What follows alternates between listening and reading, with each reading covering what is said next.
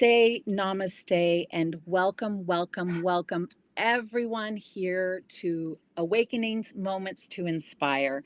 It is going to be an absolutely fabulous show here today, and I am deeply looking forward to any co creative process that we have here, any kind of uh, uh, things that you want to talk to us about. Just be free to put it in the chat. It's going to be a day of co-creation and openness. It's going to be fabulous. I can't wait to introduce you all to my guest today. It's going to be about lifelong learning and the inspiration that you can find there. It's going to be absolutely beautiful. So to start with, I usually like to kick the show off with a beautiful Ave Saw breath. And if for those of you who do not know what Ave Saw breath is, I am going to just briefly describe it for that you have a better understanding of what's going on. And if there is any problems, we are streaming at onenesstalkradio.com, Oneness Talk Radio YouTube, and Oneness Talk Radio Facebook. So you can catch us on all of those. The stream has been a little wobbly the last few days with various hosts. So I would just, if you can't get us on one, scooch over to the other and get us there. So my name is Angel, and I am just so happy to be here with you.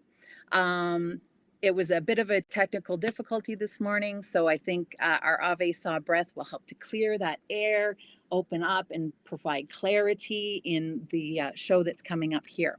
So Ave Saw breath basically is from the Yoga of Self-Ascension. Now, what is the Yoga of Self-Ascension, you ask?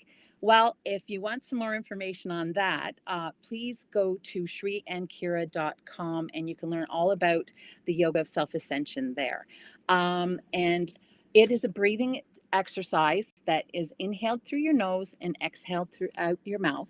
But when you're inhaling in through your nose, you are you're thinking, you're feeling, you're holding at Ave. And what Ave means, it's Latin, and it means hail. And hail to what? Hail to the divine, hail to the divine masculine, divine feminine, hail to the divine spark inside of you, right? And hail to Gaia, hail to hello. It can be a greeting of respect to the universe, just to announce your presence. Hi, I am here. Hail, I am here, right? And the saw is an exhale, a release, a surrender to the moment that you have in front of you, to the gifts that are being brought to you, and to the feelings and honoring those feelings and emotions that may be moving throughout you. So we'll do 3 Ave Saw breaths. It's very simple. Again, inhale through your nose, exhale out your mouth. And as you do so, you think of a golden light just enveloping you and clearing out all of that negative energy that no longer serves you. You no longer require it. So it's time to just simply release it, right? So, hand on our heart, and 3 beautiful Ave Saw breaths. And I'll say Ave, and we'll take our first breath. Here we go. Ave.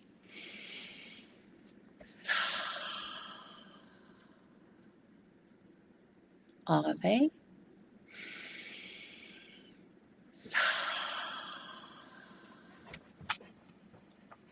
One more. Ave.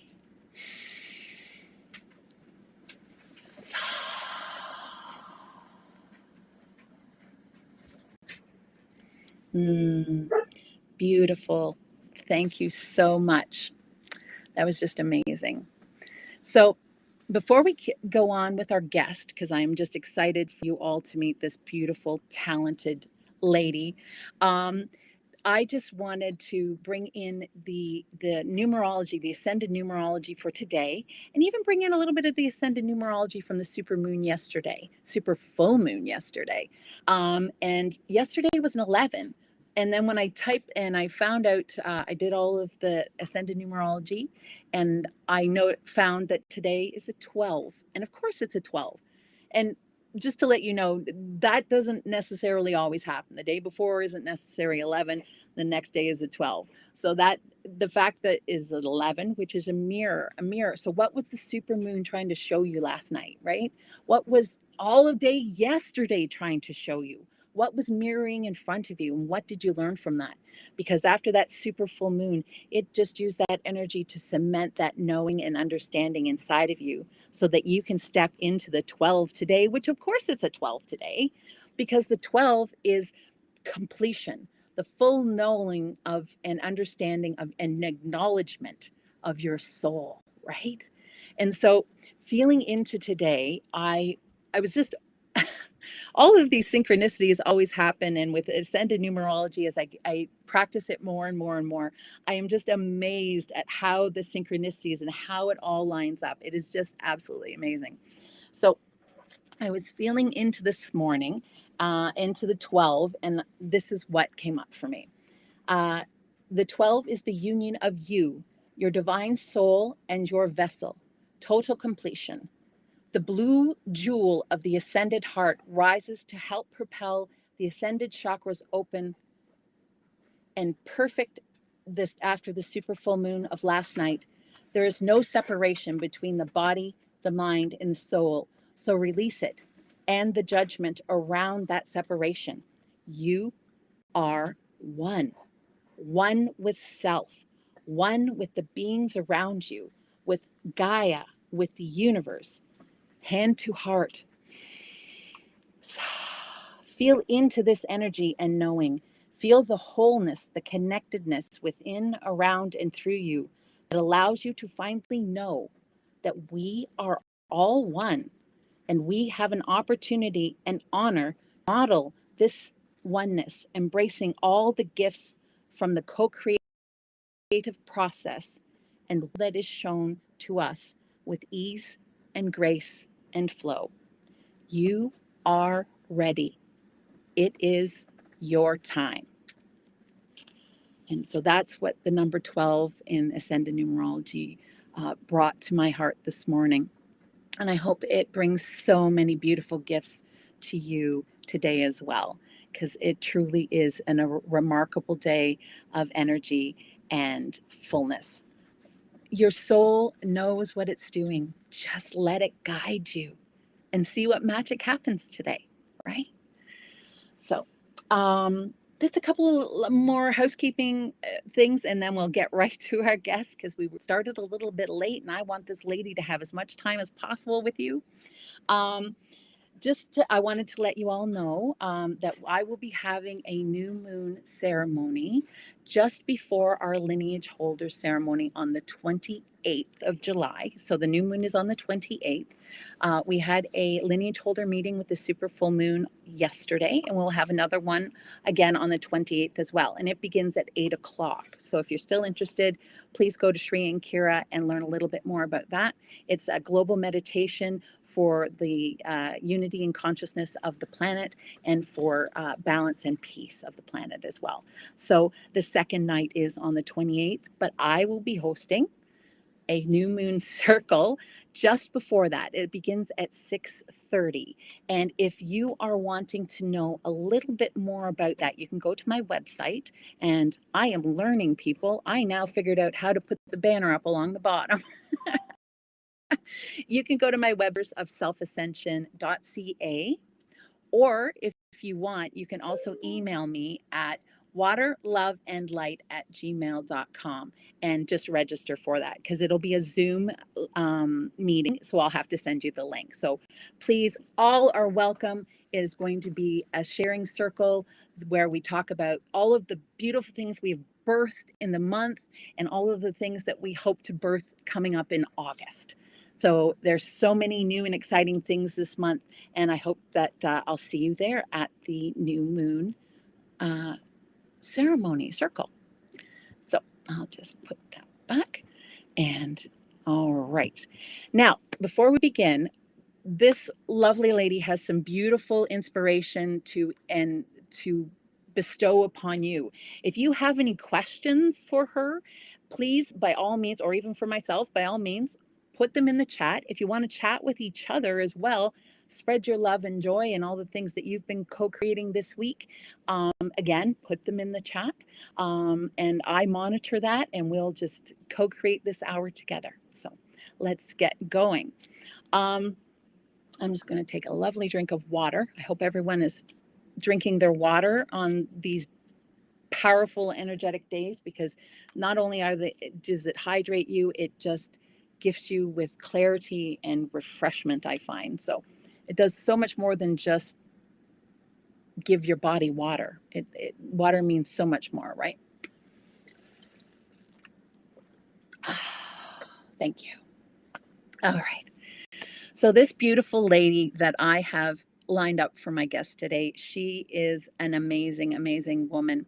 I actually have known her more or less off and on my whole life. I've known of her. In fact, her mother was my first grade teacher and one of my favorite teachers throughout my entire lifetime. And I honor that woman as well. She was a total gem. She is a total gem. And I just truly bow before her and all that she has taught me. So I'm sure she's imparted some of her glorious wisdom upon her daughter as well. And her daughter definitely has her drive and inspiration as well. So I can't really wait for you to meet her. Her name is Judy Osborne, and she has several letters behind her name. She is an RN. She has a degree in, I wrote it all down, so I'll just go back to that. She has a degree in a nursing degree. She is her RN, a nursing degree, a master's of education, and she's also working on her doctorate. I believe it's the doctorate of education. I'll have to ask her that when she comes on. She teaches at a college here in our location near our hometown.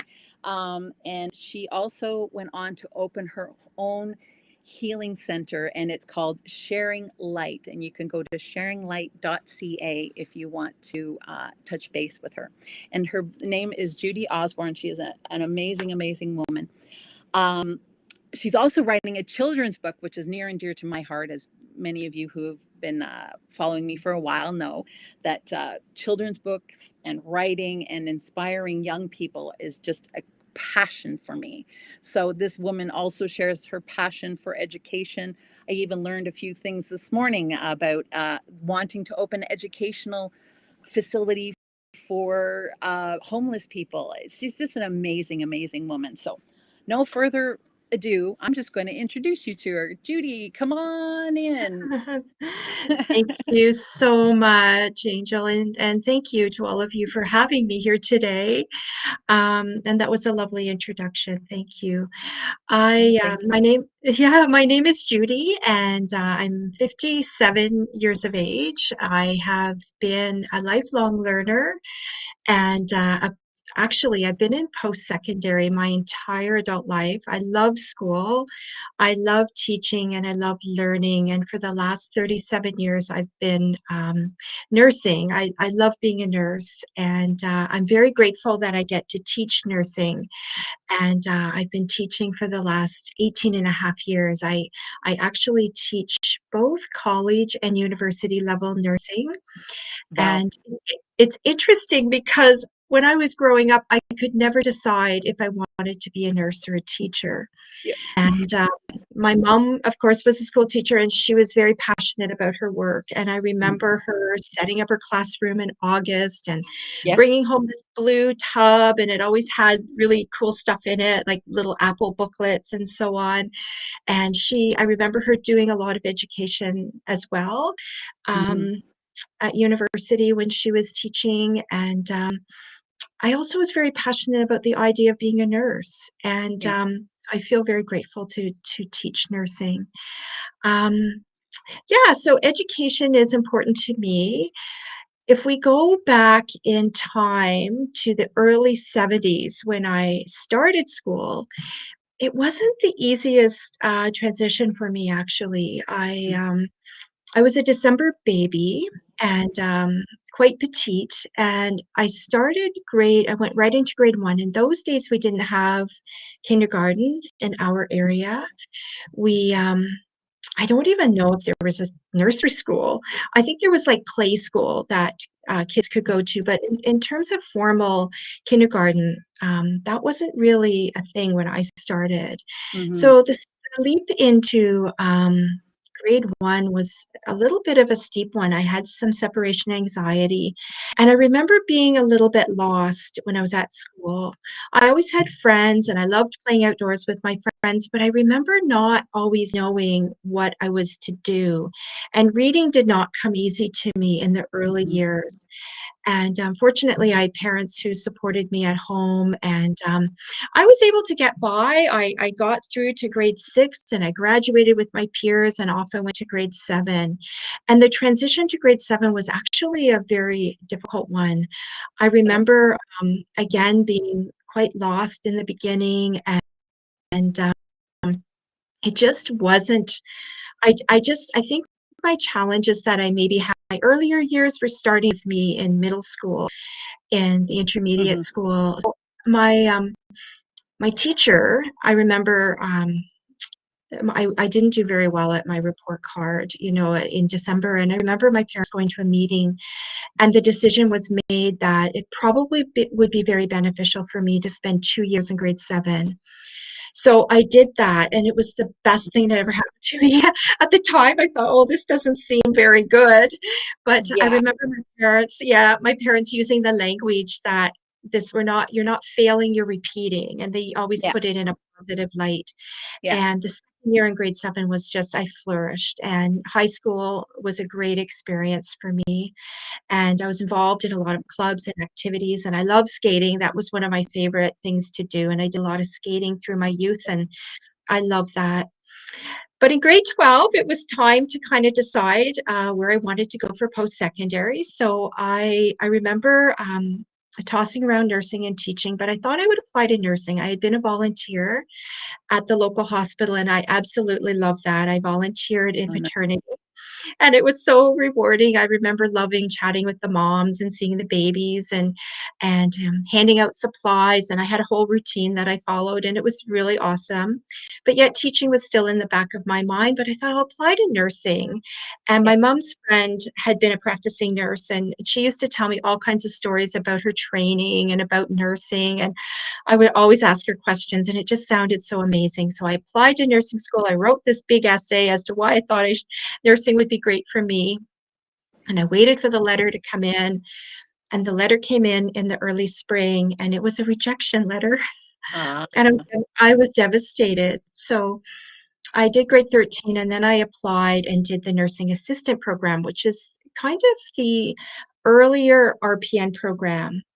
Um, okay. so I did that program. It was a 10-month foundational program, and it was fantastic. It was really rigorous. It was really hard work. I did hours of homework every day. But I graduated, and I went right to work as a nursing assistant. You didn't And take no for an answer. You just kept going. that's right. I did. So I did that program, and then I worked as a float nurse initially in a hospital, and I loved it. But the areas I loved the most were pediatrics and Mhm. mental health. We called it psychiatry in those days. Those were Mhm. two areas that I really loved. And somebody gave me some advice. They said, if you're really interested in those specialty areas, you may want to consider going and doing your RN.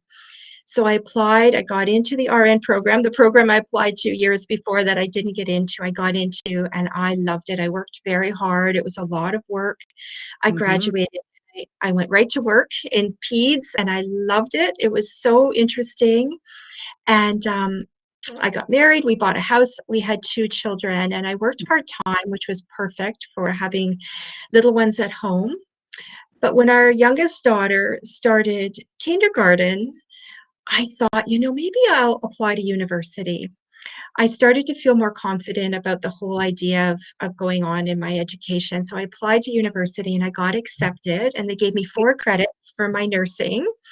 And Oh, I was going to study psychology, and I got in, and my good friend gave me some advice. She had been to university before me, and she said, if I were you, I would sit at the front of the class because you're probably not going to hear at the back because it'll be loud. So I remember going into my very first lecture, And I was walking down the stairs to get to the front, like my friend had recommended. And I was so nervous. I thought I was going to fall down the stairs. I was so nervous. And I remember I had my bag and my coffee, and I was so scared. But, I was worried, I think, that I'd be the oldest person in the class because I was 35 at the time. And I looked around my classroom, and I was not the oldest in the No, class at no, all. And in no. fact, I saw two people I recognized and two friends of mine that I didn't know from other parts of my life, and I didn't know that they were studying this program. So it was really quite neat to have familiar Yeah, faces. So I worked really hard. After Christmas, we had to do, in the new year, we were doing lab reports. And I remember I didn't really know what I was doing. And I was starting to remember my early years of school and thinking, oh my goodness, I don't know what I'm doing. This is scary.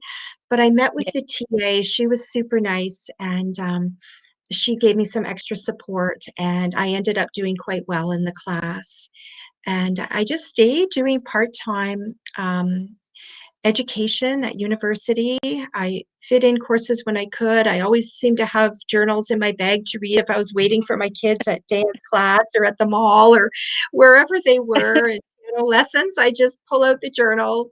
I didn't get as much done at drum lessons as I did at ballet class, but I just kind of made it fit into my life. And it was really awesome. And then in 2003, I applied to teach nursing. Somebody had recommended. I always would just help the teacher when she would bring the students because I love to teach informally. And yeah. she recommended I apply. So I applied and I got into teaching. And they recommended that I pursue finish out my degree in nursing rather than psychology. They said that would be a great complement to your teaching. So I transferred to an online university and I finished out my degree in nursing. They transferred my credits for me, and Perfect. it was wonderful. And I was so excited to be done. It took me 10 years from the first class to the final to finish Yep. because I was busy with children and other Cool. There activities. it is. Work. Yeah, Yeah, exactly. yeah. So then I applied for my master's. I've always had a strong interest in working with um, students who have diverse learning needs. And I I applied to an education degree program, a master's of education, and I actually got accepted. And I absolutely loved it. It was Lovely. so inspiring, and I learned so much about adult learners and how adults learn and what learning looks like in the real world and how that's so valuable. Hmm. Um, what we learn from just being in nature and what we learn just by being in other parts of our lives and how important that learning is as well as formal education. And I designed a school in my program to support individuals who experienced homelessness. I had volunteered for many years in a food security program, and I remember during my volunteering, I would meet so many wonderful souls that were so intelligent who Hmm. didn't really have an opportunity to go to school. And I remember one fellow in particular saying, I never really learned to read because I never really needed to learn to read for my work. I never needed that. Hmm. So in my master's, one of my focuses was actually designing a school to support learners who were experiencing some diverse experiences in their lives. Yep. And so I graduated with my master's. I was 51 when I graduated. And then I started my doctorate, and I've been working away. I start my fourth semester um, next month, the end of August, yes. But I just wanted to mention when I graduated with my master's degree, and when I was doing that lab report back in the early days of my university degree, my undergrad, I remember saying to my husband, I don't know if I was meant to go to university. This does not make sense to me, this lab report. And I was actually going to quit. And it was the TA that saved me because she said, you just need me to explain this in a different manner for you. Hmm. And because she did that and spent the time and helped me, I was able to have success. So I couldn't find her at the university, so I emailed the professor that I had back when I was doing my degree, my psychology degree, And he said, "This is the nicest email to get first thing in the morning." I said, "I don't know. I can't find Tanya, but if you could find her, if you know where she is, can you please let her know?" I explained who I was and that she had helped me with my first credit. I went on and I just graduated with a master's degree, and I was actually going to quit university back in the early 2000s. I was actually going to quit. So can you just let her know? And he said, "Oh my goodness, I know where she is. I know where she's working. I will pass that message on." So, yeah, so the moral of my story really is just to keep trying. And I think Mhm. because of my early stages of education that weren't the most easy for me, I learned the value of trying things over and over and persevering, and um, and it's influenced the way I teach too. I often will explain things a few different ways when I'm teaching my students, and I always kind of repeat what we learned last week. I try to tie that into today's work that we're doing. And I think those experiences actually were a blessing in disguise. At the time, I thought, "Oh, this isn't good that I have to spend 2 years doing a subject or doing a grade," but I think in the long run, it really helped me. Yeah. Yeah, so so in my Hindsight coach 20.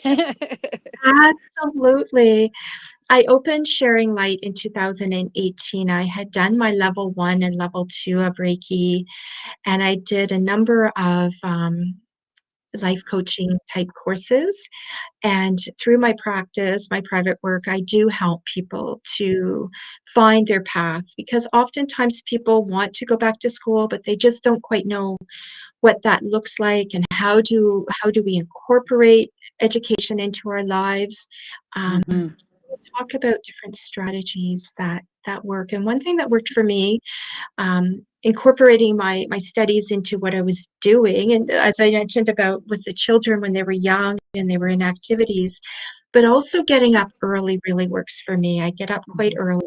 That really helps me to get a lot of my work done, because my Me adult too. brain do you? It's so awesome. Yep. My adult brain works differently than my youth brain, where I would often stay up later and sleep in, and today getting up early and going to bed early works much better. Me too. I do the exact same thing. Exact same Yes, thing.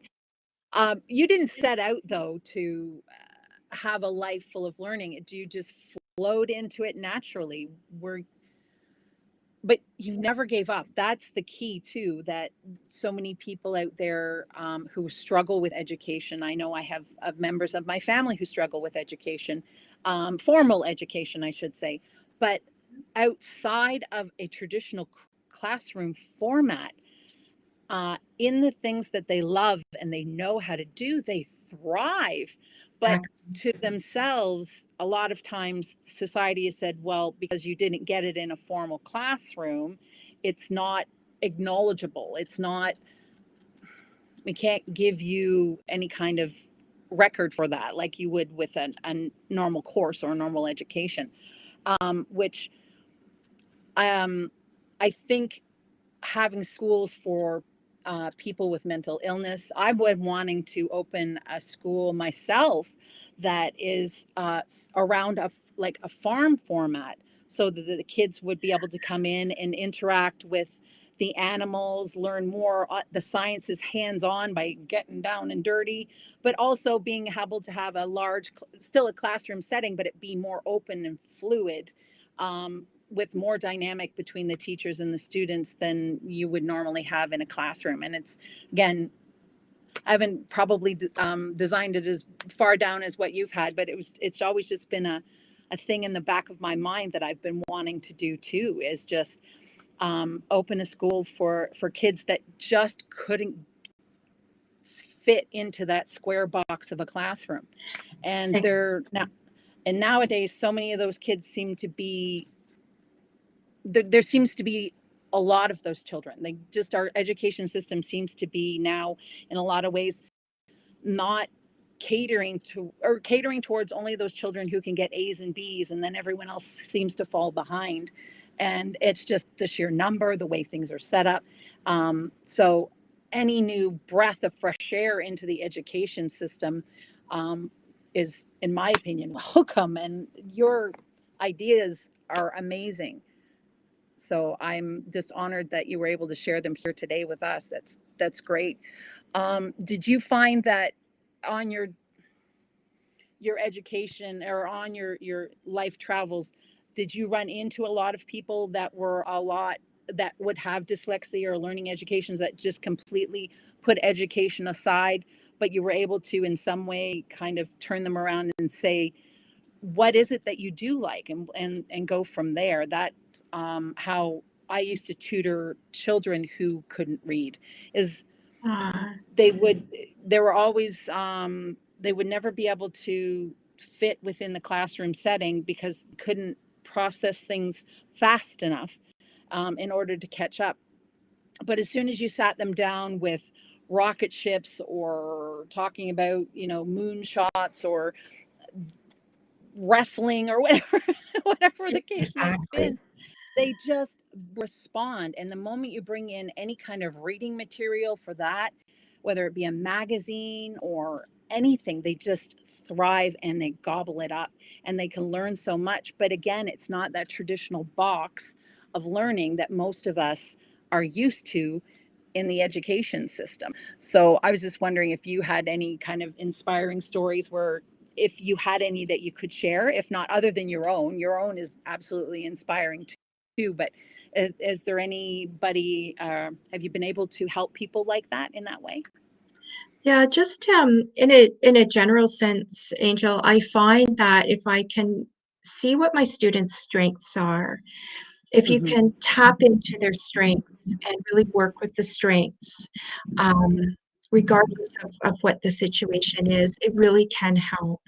So Mm-hmm. using a real strength-based approach, I've done a certificate in positive psychology, and I'm Mm-hmm. actually coincidentally just finishing one. I'm just going to do my capstone shortly. It starts in a couple weeks around the character strengths in nursing students in clinical education. And a lot of my focus is on looking at those character strengths and really working with those and celebrating those, like resiliency and bravery, curiosity, for example. Those are just three to speak of. But really looking at the strengths of your students and really working with those, regardless of what you're teaching or regardless of the program that they're in, whether it's grade school or university. Um, yeah, and just stepping into their strengths and really building that trust. We talk about the nurse-client relationship and how it's based on trust. We talk about Yeah. that from the very early stages of nursing school. Yes. But the student-teacher relationship is also based on trust. And the fact that Tanya was helping me or other faculty, and I've had supports in higher education too, where a teacher would talk to me in office hours and help me to kind of process my paper and how to kind of organize it. Um, but having that trusting relationship, I think, is also very important. So the student knows that if they are feeling unsettled about something or they don't understand something, they can come to Judy and say, I don't quite know what we're doing. Can you help me? And I try to watch for those signs anyways. But I think having that trusting, warm approach, I think Yeah. really is important as well. Like Mm-hmm. my mom had when she was Yes. teaching one, and she would talk. She loves to, even today, she's 88. She loves to talk about teaching and the students. But we had a lot of conversations a number of years ago. We would talk a lot about teaching because she knew I was in school learning about education. And I asked her one day, I said, what's the best way if you have someone who maybe isn't quite remembering what we did yesterday? And this is where I got the idea about starting with a review. And Mm-hmm. mom would say, repetition, repetition, repetition. Just keep repeating it, and it will eventually resonate. And I thought that was super advice as well. Oh yes, that's one thing I can say about your mom is the wisdom that she can impart can change lives. It certainly changed mine for sure, for sure. I did have a question that it's completely flown out of my head, but I That's did want before we go any further, though, about the education, you're wanting to instill education upon the young people, but in a new creative outlet. I want to hear more about the birth of the idea of birthing a children's book. So I'd love to hear the story around that. Oh my goodness. Well, I have actually been thinking about writing a children's book. I asked my husband, he said, as long as we've been together, and we've been married almost 31 years, and we dated and we were friends before that. I've talked about it, and I'm really interested in educating children and their parents around different conditions, different mental health conditions, and just helping people to further understand, again, the strengths of of illnesses, right? Because just because somebody has an illness, it doesn't mean that they don't have a lot of protective factors or a lot of strengths. And my book is called Sometimes Grandma Forgets. And it's a Hmm. book to help little people and their families understand Alzheimer's disease a little Hmm. bit better. So just because somebody may not remember our name, it doesn't mean that they don't remember the love they have for us. Yeah. So yeah, that's my first one, but I would love to do a series. I'd love to look at different mental health conditions as well, and help children to understand. Because I think if we can reach little people, catch them when they're young, and understanding that an illness doesn't mean a disaster. An illness doesn't have to be a catastrophic event.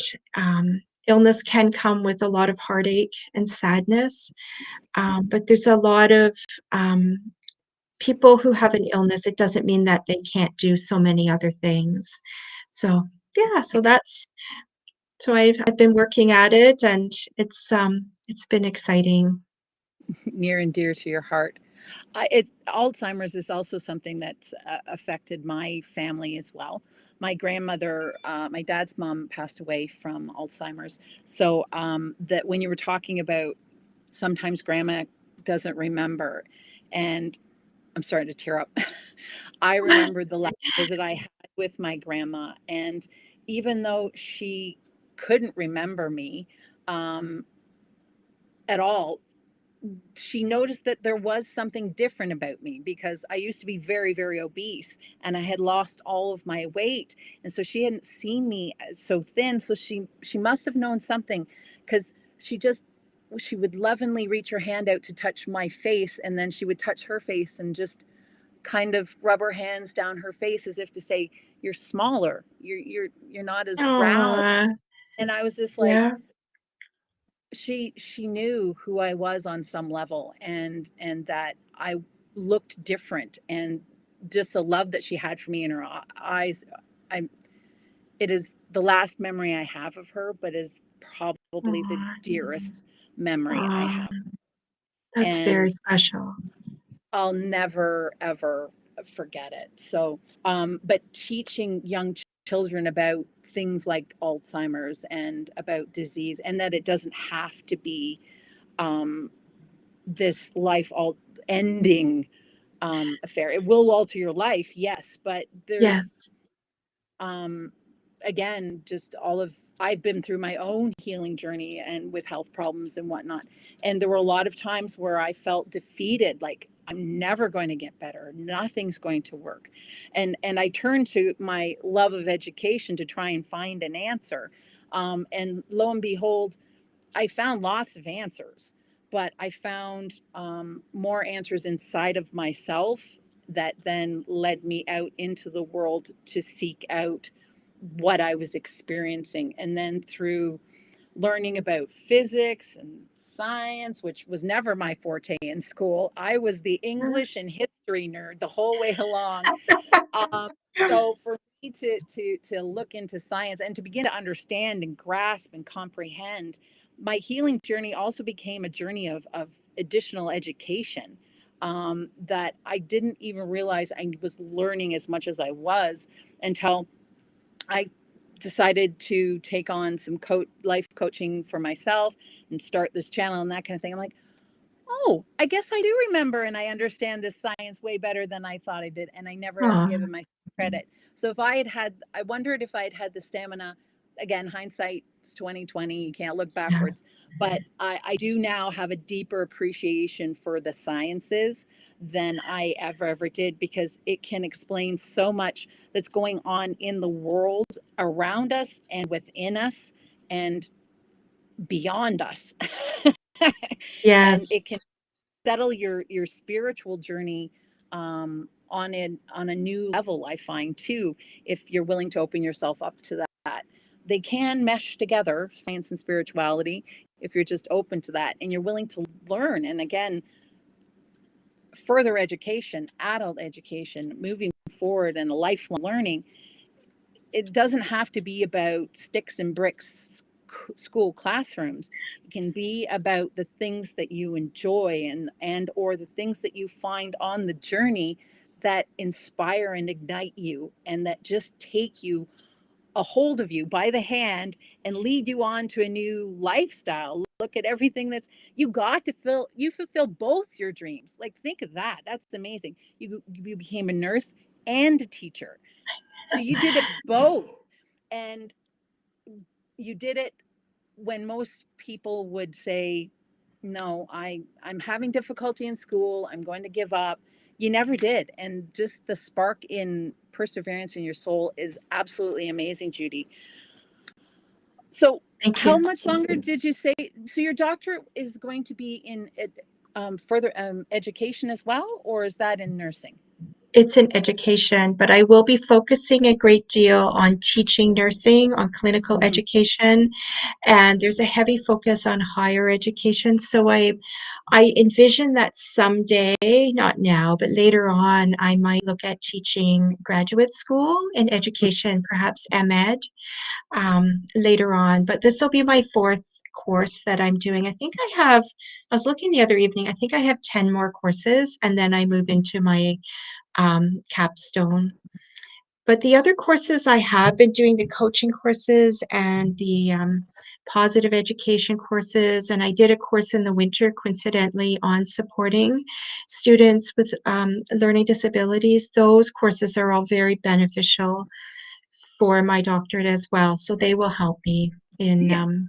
writing and presenting.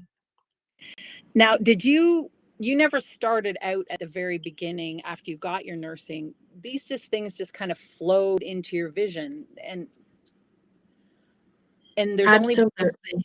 the one time when you were in university that you second guessed it, but or have you ever second guessed or looked back and thought, "Oh, I could have done this differently," or is there anything you would have done differently? I think I probably would have done the same journey if I could live my life over again. I'd probably do it the same way because I think, first of all, I do think the early experiences in education really helped my later. If things came easy to me, I probably wouldn't have developed the study habits that I have. Yes. And yeah, so that I think was very, very beneficial. And even when I wasn't doing the formal university, I was learning a lot through night school Hmm. and even talking to senior staff. I used to love talking to nurses telling me stories about the olden days. And Oh, then I know. now I'm one of those nurses telling my students about the olden days. But yeah, like some of their I remember one of my teachers, she's so lovely. She's actually a good friend of mine today. I've known her for about 38 years or so, but I remember her talking to us about her training, and they lived in the res. And she said one night they just called, "Come on, there's twins being born. Come on." And the students, some of them ran over to the nursery or ran over to the delivery room to assist. And it just sounds like such a great time in nursing education. And yeah, so I learned a lot of informally as well, a lot of listening to stories from other people, listening, even my mom telling stories about growing up on the farm. And Hmm. I learned a lot about resiliency in her stories of growing up on the farm with, during a difficult time in the world in some ways, but in other ways, it sounds like it was a wonderful way to live. Yeah. Yeah. Is there anything that you would like to impart upon our audience that about um, if they're thinking of pursuing additional education or lifelong learning, is there anything that you would like to impart, especially to those that have some problems or feel or believe that they have some problems in being able to understand and move forward with education? They're afraid because they've maybe had bad experiences in school prior to that, or they just feel that they're not able to learn. What would you say to those kind of those people? I would say to those people to give it a try. And today's world is very different. If they had maybe not the best experience in, prior parts of their lives, today there's so many services to help people. Hmm. Um, Thankfully, um, people can have accommodations, they can hand assignments in, have more time to do assignments, voice to text, books that read aloud. There's all kinds of wonderful um, Tools. tools. Yes, thank you. Tools that can help people. And I would also, if they feel comfortable sharing with their teacher, Yeah. sharing, I think that I'm a little anxious about this. I haven't been to school in a long time, or my last experience wasn't the most positive. And most teachers they have office hours, Yes. where they can have chats, even if they're not formally assisting them with a project or whatever, even to set up an opportunity to chat, because the teachers often have great tips on how to learn. And I always say to people, if you're not sure, try it. And if they get into it and it doesn't work for them, there's a timeline you can withdraw before a certain date and be refunded too. Yeah. So looking into the refund policy. And people don't have to Yeah. study everything at once, right? Do one credit or one course and maybe take a break and do another. There's no race. It took, as I say, it took me a whole decade to do my undergrad because there was no way I Yeah. could do it quicker with my family and work and Yeah. my children's activities, etc. It wasn't. Yeah, so there's lots of creative ways. You can take the scenic route. I tell that to my Yeah. students. You can always take a scenic route, and Yep. the scenery is lovely. The scenery's been lovely on my scenic route. I've been able to work and support my family, in other ways as well while I'm studying. And going slow and steady is sometimes the best way to achieve goals. Yep. I agree 100%.